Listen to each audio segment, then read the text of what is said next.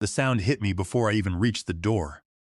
It was the harsh scrape of heavy cardboard across linoleum, the zip of packing tape, and the low, indifferent voices of men performing manual labor. I froze in the hallway of the third floor of the Apex Bioresearch Institute.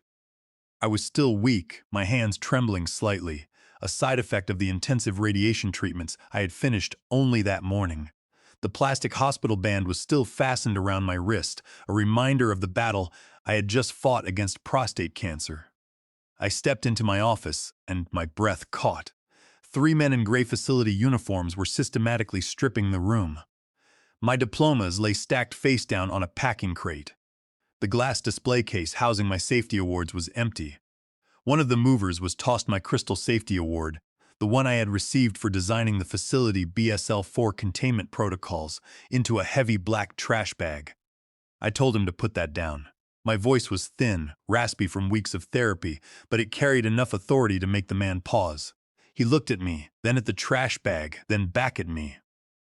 "We are just following orders, sir," the mover said, looking down.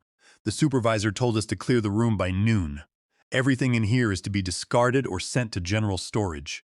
Before I could demand to know who authorized this, heavy footsteps echoed behind me. Julian Fletcher, the supervisor of environmental health and safety, appeared in the doorway. He was 41, dressed in a tailored suit that seemed out of place in a laboratory wing, and his face wore an expression of practiced concern that did not reach his eyes. "Henry," Julian said, stepping past me, "you are not supposed to be back until next Monday. We did not expect you." "My doctor cleared me this morning," I replied, keeping my voice as steady as possible. "What is going on, Julian? Why are they throwing my research files into trash bags?" Julian sighed, adjusting his watch. "There has been a restructuring while you were away. The board decided to consolidate the Biological Safety Division under Environmental Health. Your former position has been eliminated as an independent role." "Eliminated?" "I spent 10 years building this department.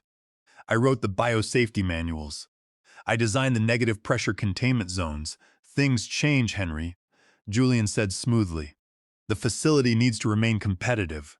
We are streamlining. You should go speak with Clara Jenkins in HR. She has your paperwork ready. I have to prepare for the federal inspection team arriving tomorrow." He walked away without looking back, leaving me standing in the ruins of my career. 20 minutes later, I was sitting across from Clara Jenkins, the head of human resources. She did not look up from her screen when I sat down. She was a cold woman, known for her clinical efficiency in handling terminations. "We needed the space," Clara said, finally looking at me. "The Biological Safety Department was costing the Institute too much overhead. By integrating it into general safety under Julian, we save over 35% in annual operational costs." I leaned forward, my knuckles white against the edge of her desk. "I rebuilt this facility safety protocols after the Vanguard lab disaster 10 years ago. I did it because 2 lab technicians died from containment failure." "You cannot just delete the department." Clara slid a folder across the desk. "Your contributions are noted. The Institute is offering you a severance package of 6 months' salary, provided you sign a standard non-disclosure and non-disparagement agreement today. If you do not sign, the offer is off the table, and we will proceed with termination for administrative restructuring." I looked at the documents. It was a standard trap. They wanted to silence me before the federal inspectors arrived. I picked up the folder, stood up, and left her office without signing. As I walked back down the corridor, I passed the main conference room. The door was slightly ajar. Inside, Julian Fletcher stood in front of a projection screen, surrounded by the Institute director, Lawrence Hyde, and several board members. "These new, streamlined protocols will reduce air exchange rates by 40% and eliminate the redundant sterilization cycles," Julian was saying, pointing to a slide. "We estimate this will save the Institute $12 million annually across all our facilities. The federal inspectors will see that we are operating at peak efficiency without unnecessary safety bottlenecks." I stood there, unable to breathe. Those were my protocols, but they had been gutted. They had stripped away the safety redundancies I had put in place to prevent pathogen leakage. They were presenting my lifetime of research as their own, but they had turned it into a ticking time bomb. I walked out of the building and into the bright sunlight of the parking lot. I sat in my car, my hands shaking on the steering wheel. I did not call a lawyer. I did not call the local news. I called a direct number I had kept in my contacts for a decade. Undersecretary Olivia Reynolds answered on the second ring. "Olivia, it is Henry Campbell," I said. "Henry," she said, her tone immediately warming. "How are you? How is the recovery?" "I am clear of the cancer," I said. "But Apex is about to present a set of modified biosafety protocols to your inspectors tomorrow. They have removed the triple barrier containment systems. They are presenting it as a new standard." The line went quiet for a moment. Olivia Reynolds was the Undersecretary of Biosafety, and her brother Liam had been one of the technicians who died in the Vanguard Lab disaster. She had personally supported my work to ensure such a tragedy never happened again. "Where are you now?" Olivia asked, her voice turning sharp and professional. "In the parking lot of the main facility." "Do not leave, Henry," she said. "I am at the regional office just 2 miles away. I will be there in 15 minutes. We are going to audit this facility today. It did not take 15 minutes. In less than 12 minutes, 3 black government SUVs pulled into the parking lot of Apex Bioresearch Institute. The security guards at the gate tried to stop them, but the federal credentials displayed through the window of the lead vehicle made them step back immediately. Undersecretary Olivia Reynolds stepped out of the passenger side, her tall figure dressed in a sharp, dark suit. She was followed by 6 other federal inspectors and auditors carrying cases of equipment and folders of regulatory documents. I got out of my car and met her near the entrance. Her face was grim, but she gave me a brief, firm handshake. "Show me the way, Henry," she said, her voice quiet but carrying an undeniable edge. I led her team through the lobby and up the elevator to the 3rd floor. By the time we stepped out, the executive wing was already in a state of panic. Word had traveled fast. Lawrence Hyde, the institute director, was waiting for us by the receptionist desk, his face flushed and sweating. "Undersecretary Reynolds," Lawrence said, his hands fluttering. "What a surprise. We were expecting the team tomorrow morning." "We have not prepared the briefing room yet." "We do not need a briefing room, Lawrence," Olivia replied, not slowing down as she walked toward the main conference room. "We are here to conduct a comprehensive safety audit under federal select agent guidelines. I believe you are in the middle of a presentation." She pushed open the door to the conference room. Julian Fletcher was still standing near the projection screen, his mouth open in mid-sentence. The slides displaying the modified safety protocols were still visible on the wall. "Julian," Lawrence Hyde said quickly, "this is Undersecretary Reynolds. She is here for an early inspection." Olivia ignored Julian and gestured to one of her auditors. "Secure the projection system and download the presentation files immediately." She then turned to me. "Henry, look at those slides. Are those the safety protocols approved for BSL-4 certification under the Federal Select Agent Guidelines?" I stepped forward, looking at the diagrams. I pointed to the airflow schematics. "No, they are not.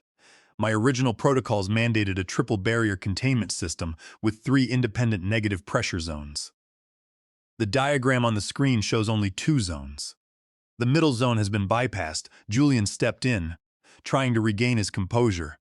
"Undersecretary, we have optimized the system. The 3rd zone was redundant. By removing it, we cut the electricity costs of the fan systems by 40% and improved laboratory throughput. It still meets basic regulatory guidelines. It does not meet BSL-4 standards under 42 CFR. 7312, I said, my voice growing stronger. "A double barrier system has a high probability of failure if one of the seals is compromised during a high pathogen experiment. I ran the simulation models last year, and the report is in my files." "We checked your files, Henry," Julian said, his voice turning condescending. "The database shows that the double barrier protocol was approved by your department before you went on medical leave. Perhaps your memory is slightly clouded by your recent illness and treatment." I felt a surge of anger, but Olivia raised her hand, silencing him. "We will verify the database logs, Julian," Olivia said. "But as of this moment, I'm ordering a complete lockdown of this facility. All biological research activities involving select agents are suspended. All federal research grants for Apex are frozen pending the outcome of this audit." Lawrence Hyde looked as if he was about to faint. "Undersecretary, you cannot do this." A suspension of research will cost us millions of dollars a day. We have contracts with private developers. Then you should have thought about those contracts before you altered certified safety protocols, Olivia said. My team will take control of the server rooms and the safety databases. Everyone in this room is to remain on site until my auditors have finished securing the primary records. She turned to me. Henry, come with me. She led me down the hall to an empty office and closed the door. She sat down behind the desk and rubbed her temples. This is worse than I thought, she said. I did not expect them to be this brazen. What do you mean? I asked. We did not start this audit just because of your call, Henry, she said, looking up at me.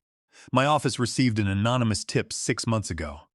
Someone inside Apex warned us that the management was planning to sell modified, low-cost safety systems to private labs. We did not have enough specific details to act then, but we started monitoring the facility. When I heard you went on medical leave, I suspected they would use your absence to push the plan through. They did, I said.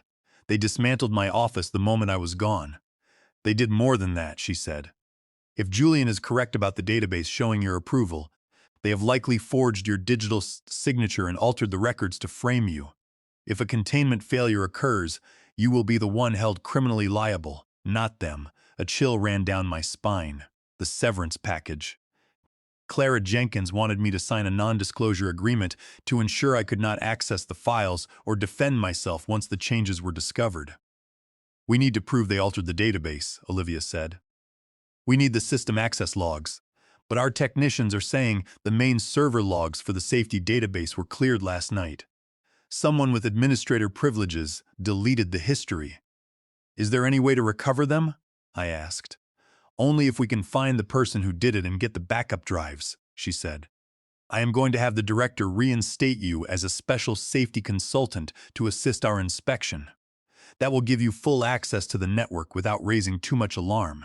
They will think you are just trying to save your job by cooperating. I understand, I said. I will find the logs. Be careful, Henry, Olivia warned. The people behind this are not just local administrators. Apex is owned by a larger conglomerate, and they have a lot of political influence. If they realize what we are looking for, they will do everything they can to destroy the evidence. The next morning, I returned to the facility as a special safety consultant, my new status officially approved by Lawrence Hyde under pressure from Olivia. The atmosphere in the building was tense, almost suffocating. Federal auditors occupied the main conference rooms, calling in department heads one by one for questioning. Employees huddled in the hallways, whispering behind closed doors. My office had been reassembled, but it was done in a hurry and without care. The diplomas on the wall hung crookedly, and the files in my filing cabinet were out of order. Most importantly, the private files I kept in my desk drawer, containing my personal notes on the simulation models of the containment systems, were missing. I sat down at my computer and accessed the Central Safety Protocol database. Under my consultant credentials, I began auditing the file history. The system showed that my safety manual had been revised 3 weeks ago, during the 4th week of my medical leave. The revisions removed the triple barrier containment systems and reduced the air exchange rates, exactly as Julian had described. But the author listed on the document was still my name, Henry Campbell, and the timestamp had been altered to make it appear that I had signed off on these changes 6 months ago, prior to my cancer diagnosis. They had copied my copyrighted technical manuals, which I had registered under federal copyright law, specifically 17 U.S.C. paragraph 106, to protect my intellectual property. They had modified the content to fit their cost-cutting agenda and kept my name on it to serve as the shield. If an outbreak occurred, the investigation would point directly to my approved manuals. It was a perfect corporate frame-up. I checked the network access logs to see which user account had authorized the timestamp changes. The log files for that date were completely empty, indicating they had been manually purged. The system administrator credentials were required for such an action. As the afternoon turned to evening, the building emptied out. The federal auditors had left for the night to review their findings at the regional office. I stayed late, searching the directory for any trace of the deleted database logs. Around 6:30 p.m., I heard a faint rustle at the bottom of my office door. I stood up and walked over. A small folded piece of paper had been slipped under the door. I opened it and read the handwritten words, "Parking garage, level 3, 7 p.m. I have the logs." I hesitated. Olivia had warned me not to trust anyone, and this could easily be a trap. But it was also my only lead. I put on my coat, placed my phone in my pocket with Olivia's number on speed dial, and headed down to the parking garage. Level 3 of the garage was dark and quiet, the concrete pillars casting long, ominous shadows under the dim fluorescent lights. The hum of the ventilation system was the only sound. I walked slowly toward the center of the level, my eyes scanning the rows of parked cars. "Dr. Campbell," a voice whispered from behind a concrete pillar. I turned quickly and saw Simon Cole step out. He was a 32-year-old system administrator in the IT department, a quiet man who usually kept to himself. Today he looked terrified, his eyes darting toward the security cameras on the walls. "Simon," I said, keeping my voice low. "You sent the note?" "Yes," he said, stepping closer. "I am risking my job just being here. If Director Hyde finds out I talked to you, I will be blacklisted from the industry. Did you alter the database logs?" I asked. "I did," Simon admitted, his voice trembling. "Director Hyde ordered me to do it. He told me it was a routine database update to correct an administrative error. He told me you had approved the changes verbally before your leave.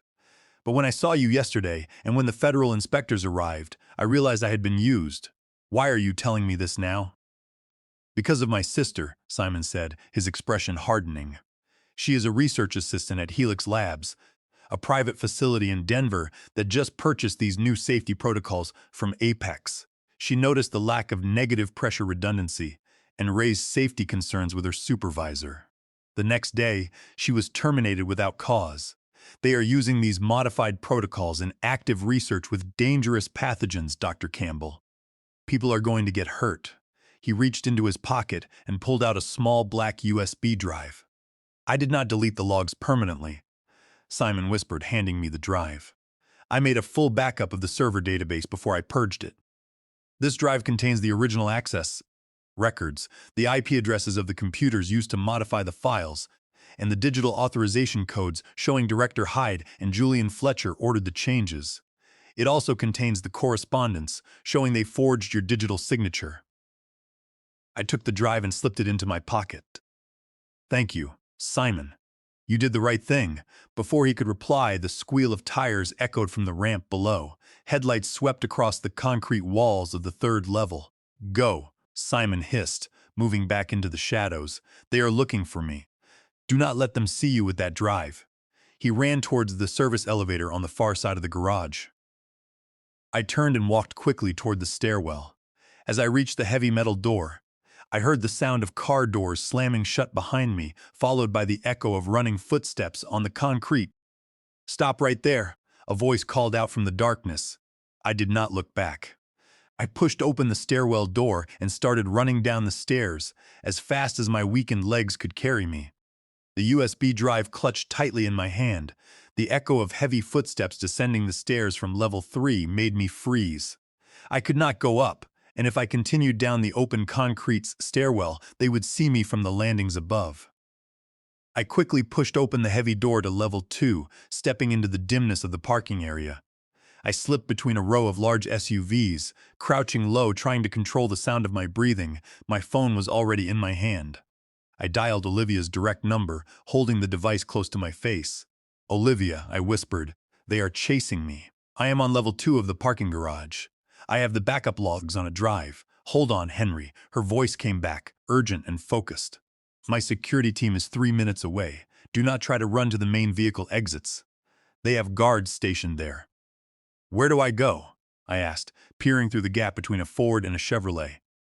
Two men in dark security uniforms had just entered level 2 from the stairwell, scanning the rows of vehicles with flashlights. "On the south wall of level 2, there is a door marked Utility Room B," Olivia said. "It leads to a maintenance corridor that runs behind the building's electrical systems. It exits directly into the loading dock behind the main lobby. The access code for the door is 23F7. Can you reach it?" I looked toward the south wall. The utility door was about 50 yards away, but it was in direct line of sight of the guards if I stood up. I had to crawl, staying behind the rear bumpers of the parked cars. The concrete was cold and gritty, scraping against my knees and hands. Every scrape felt like it was echoing through the silent garage. The flashlights swept over the roofs of the cars above me. One of the guards called out to his partner, telling him to check the elevator lobby. I reached the utility door, my chest heaving. The fatigue from my cancer treatments was catching up to me, my muscles burning with lactic acid. I reached up and punched the numbers into the keypad. 2, 3, 5, 7, followed by the pound sign. The lock clicked and the red light turned green. I pushed the door open, slipped inside, and closed it quietly behind me. The corridor was narrow, lit by yellow emergency bulbs, and filled with the loud hum of electrical transformers. I walked as fast as I could along the concrete path, following the thick bundles of black cables running along the ceiling. Behind me, the utility door clicked open. They had found the code or tracked my path. "Stop where you are," a voice shouted over the hum of the transformers. I did not stop. I ran, my lungs burning, the USB drive clutched in my palm. The corridor ended at a heavy metal door with a push bar. I threw my weight against the bar and the door swung open, letting me out onto the concrete platform of the loading dock. But I was not alone. Standing near the edge of the platform was Lawrence Hyde, the Institute director, flanked by Julian Fletcher and Clara Jenkins. Two facility security guards stood behind them, their arms crossed. "That is far enough, Henry," Lawrence Hyde said. His voice was calm, but his face was tight with anger. "You have caused a great deal of trouble for a man who is supposed to be recovering from cancer." I backed up against the metal door, the cold steel pressing into my back. "You forged my signature, Lawrence," I said. "You altered federal safety documents in violation of Colorado Revised Statutes 18.5-102. You used my name to cover up a dangerous reduction in containment safety." Julian Fletcher stepped forward, a smug smile on his face. "We did not violate anything, Henry. The modified protocols still meet the minimum standards required by the state. Your triple barrier system was an expensive luxury. In the real world of biotechnology, we have to balance safety with financial survival. You violated the Computer Fraud and Abuse Act 18 U.S.C. 1030 when you ordered the alteration of the system logs and deleted the access records," I countered, looking him dead in the eye. "That is a federal crime, and those protocols are not safe. If Helix Labs or any other facility using these watered-down systems suffers a breach, people will die, just like Liam Reynolds died 10 years ago." Lawrence Hyde waved his hand impatiently. "We are not here to debate ethics, Henry. Hand over the USB drive. If you give it to us now, we will honor the severance package. We will even double it to 1 year of salary. You can retire comfortably and forget this ever happened. If you do not, we will prosecute you for corporate espionage and theft of proprietary research." I held the drive up. "This is not your research, Lawrence.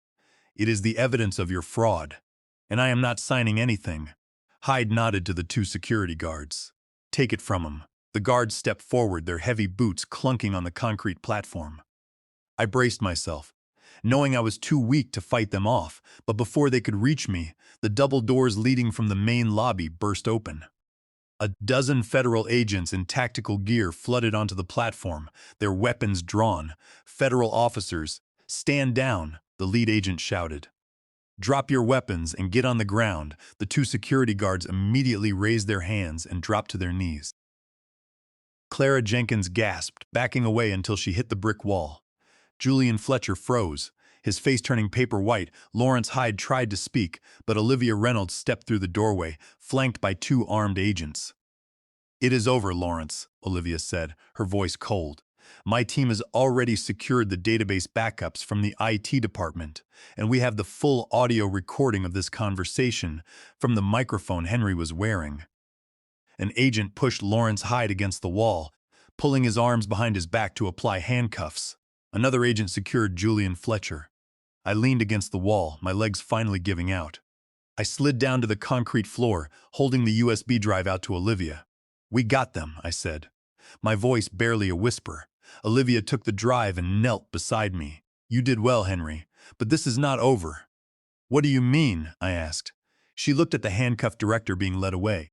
Our auditors just did a preliminary scan of the financial records on the servers. The orders to modify the protocols did not start with Hyde. The funding for the database modification project came directly from Thorne Biosciences, the parent company. George Thorne, the board chairman, personally authorized the payments. Hyde was just his executioner. The arrest of Lawrence Hyde and Julian Fletcher was only the first wave. In the days that followed, the federal investigation expanded rapidly, uncovering a complex network of corporate greed and regulatory corruption. The backup log Simon Cole provided showed a clear trail of funding from Thorne Biosciences, the parent company of the Apex Bio Research Institute. George Thorne, the 64-year-old chairman of the board of directors and CEO of Thorne Biosciences, was the mastermind.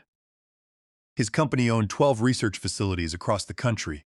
By stripping away the triple barrier containment systems and reducing safety redundancies, he stood to save over $12 million annually in operational costs. More lucratively, his plan was to sell these modified, low-cost safety protocol packages to private research facilities like Helix Labs, which did not want to pay for expensive safety compliance.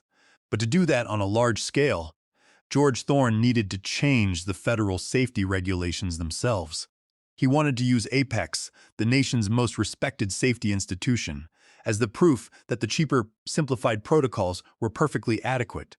He needed my name and my reputation to validate the changes when I refused to compromise on the safety standards. During a board meeting last year, they realized I was an obstacle.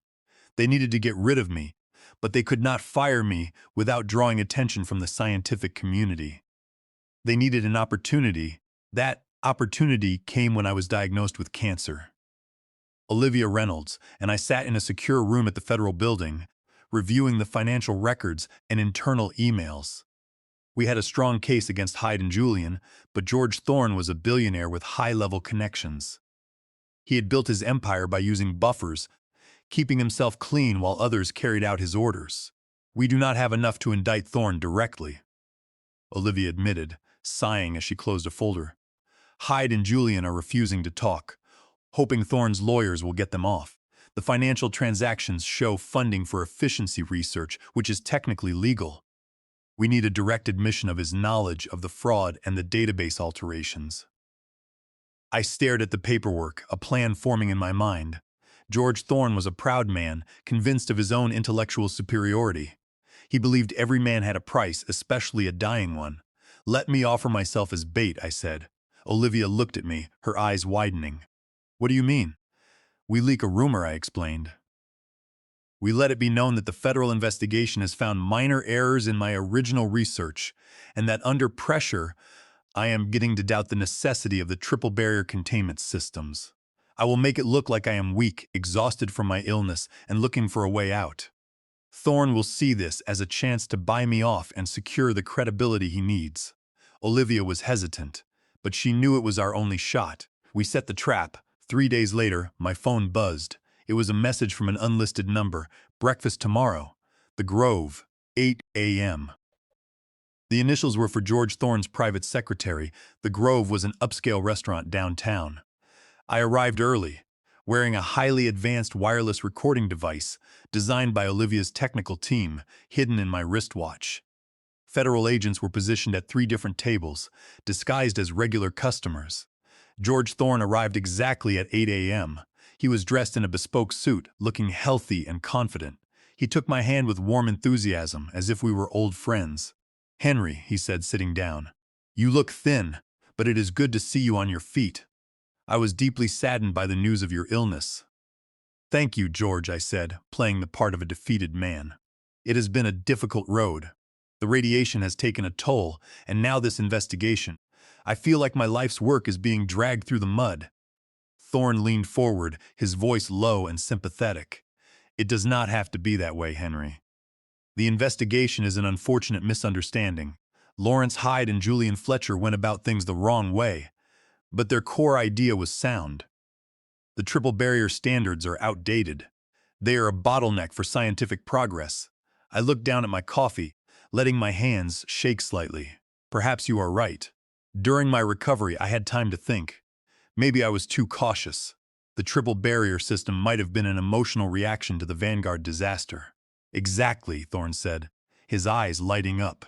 You were traumatized by the loss of those technicians. It is understandable. But we must move forward. I want to offer you a position as the Chief Safety Innovation Officer at Thorne Biosciences. You will have a salary of $350,000, and you will oversee the revision of the safety standards. You will be the public face of the new safety era. I looked up at him. And what about the database changes? The forged signature? An administrative detail, Thorne shrugged dismissively. Once you join us and publicly endorse the revised protocols, the federal investigation will lose its momentum.